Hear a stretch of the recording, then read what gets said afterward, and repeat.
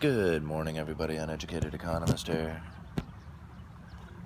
So the Federal Reserve has a 100% probability that they will be dropping interest rates next month at the end of July.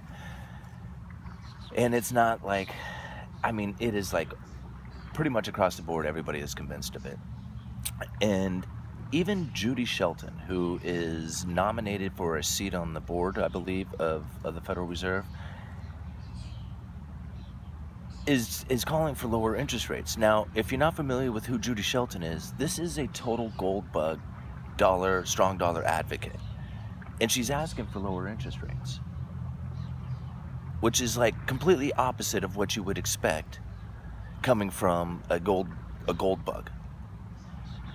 And it's got me thinking. I was just like, why is it that Donald Trump would pick Judy Shelton for the Federal Reserve? Why wouldn't he pick a hardcore Keynesian? Right? Somebody who is definitely like weak dollar policy minded, lower interest rates,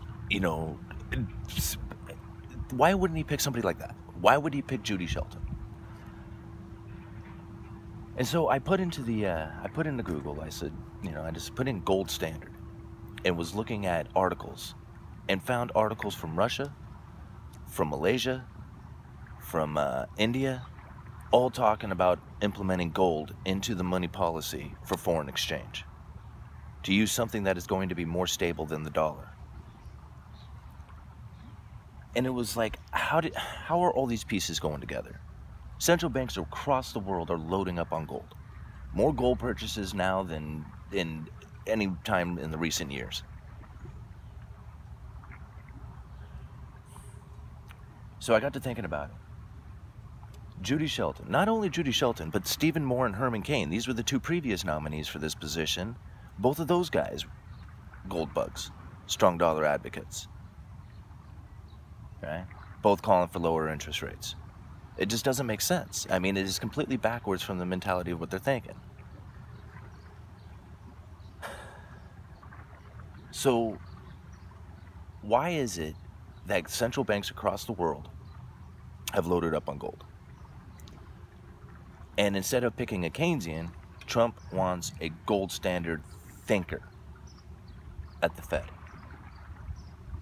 And these gold standard thinkers want to see interest rates taken to zero. And so I was thinking about this. It was like, how is this? None of this stuff makes sense, right? None of it's tying together. And then I got to thinking about it, and I was like, well, if they take interest rates to zero, that pretty much makes bonds worthless, right? The only reason why somebody would buy a bond at zero is because they think the Federal Reserve would buy it at negative interest rates, and therefore they would be able to sell that bond for a profit. Right? So the only reason why somebody would buy a negative bearing bond is because they were trying to front run somebody else who's buying it sell it to a greater fool. So if you take, especially like the world reserve currency to zero, then the stock market would be like astronomically high. Real estate would go astronomically high. There would be no place to run except for gold. Right? It's the only thing that hasn't gone into the bubble territory. So that would make more sense to me. Why central banks would be loading up on gold. While now central banks across the world are starting to talk about doing trade internationally using gold as a stable currency. Why Donald Trump wants a gold bug thinker, a gold standard thinker, a strong dollar thinker.